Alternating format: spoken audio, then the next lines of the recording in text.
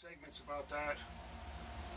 So here we are about to take off here and depart in this Cessna Caravan, not the Caravan, the Cessna 206H. A robust airplane that can do this flight, and my runway heading is at 280. I have all my radios set up here. So here we go. Now, I studied my map, and I know that this airport is in a fairly wide valley, and there's that ridge over here, but if I can get out and up, I make that turn to my right. Now the rule I have in my simulator when I fly is that I do not pause except possibly to save the flight.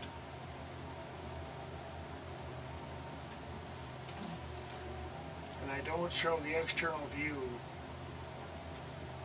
So I basically have to use my observations. Now, the weather on the ground at 560 feet above sea level was very good for us. Dry, high pressure,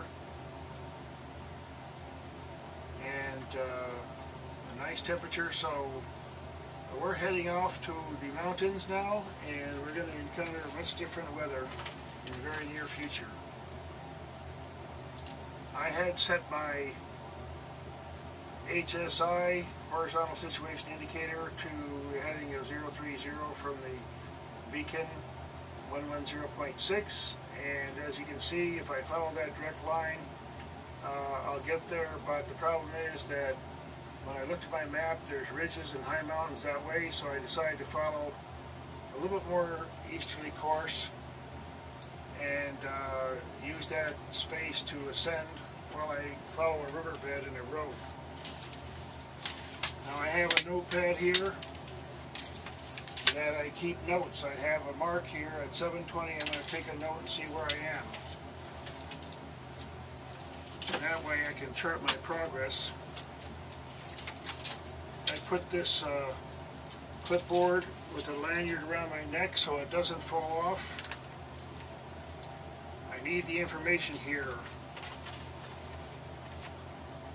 I have all my radios programmed in, and I have a sequence in my mind of what radios I'm going to need. They both use a common frequency of 122.9, and there's a tower frequency at a distant airport should I need that, and approach of Seattle, very distant, I can get flight following. So I'm cruising along here. As you can see, the weather is changing. We definitely have some humidity coming over those clouds. There's one of our peaks there.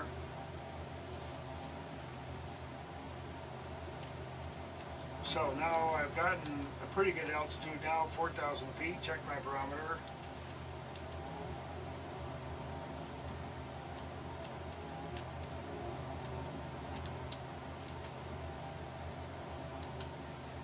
Okay, once again, I plan the flight and fly my plan. I got the map in front of me, and I know what heading I want to do, so I'm just trusting that.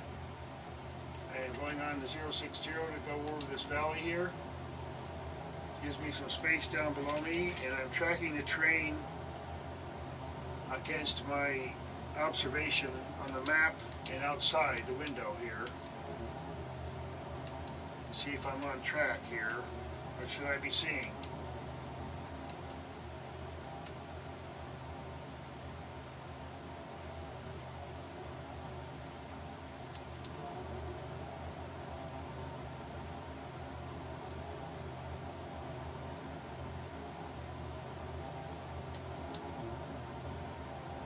There's the road that I want to follow. So I know a road goes over there, and there's a split in the road here in a couple places here, but this is the one on the north side of the river, and there's one on the other side of the river, and the river's below me. Okay, so now we're further along in the progress of our flight, and I've noticed that I've calculated my location, and because of the clouds and not familiar with the territory, I have gone a little bit further than I wanted to, but I have my VFR set now. I'm picking up a good signal, so I'm going to turn and follow the course right in. Now, I have a situation here. Uh-oh. Getting severe gusts and turbulence. I turned off the autopilot. I'm holding level and steady. And I'm getting gusts of all kinds of crazy gusts, and whoa! What's my alternative here?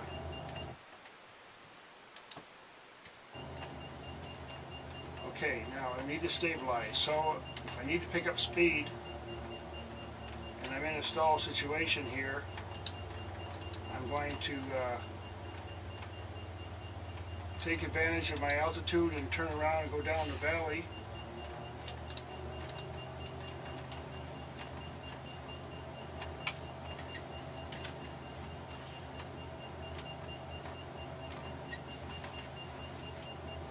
Not sure what the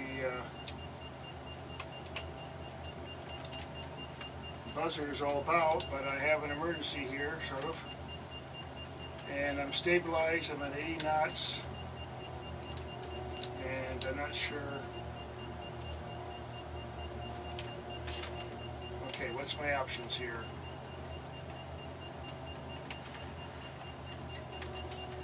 Okay.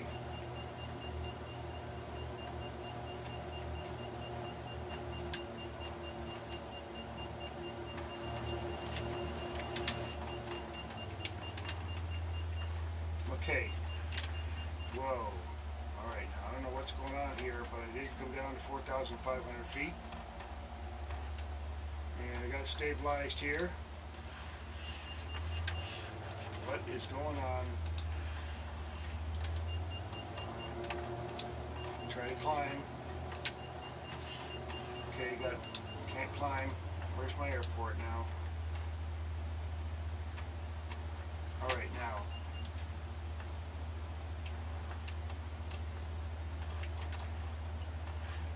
Okay, got 80 knots and I'm stabilized. And I'm heading back in the direction of the airport. Got 95 knots. Okay, let's try to climb again.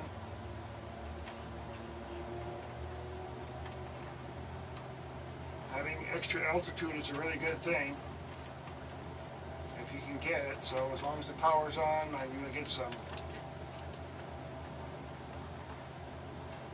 80 knots, 75 knots, okay, but too much. Now, let's see if I can climb again.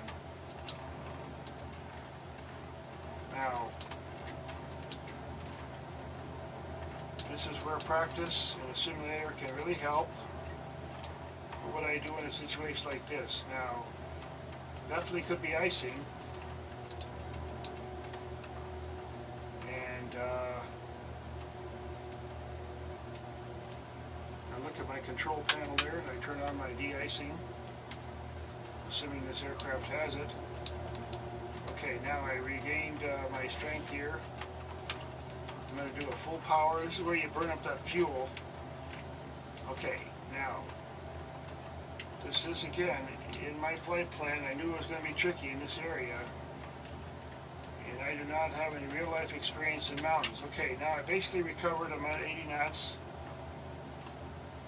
And I've got a decent climb going on. I'm going to stabilize that climb just to kind of tone it down a bit here, not to get too steep a climb. Okay, now I got some serious peaks over there off to my left, and I'm at 6,000 feet here. And if I understand my map, what's probably there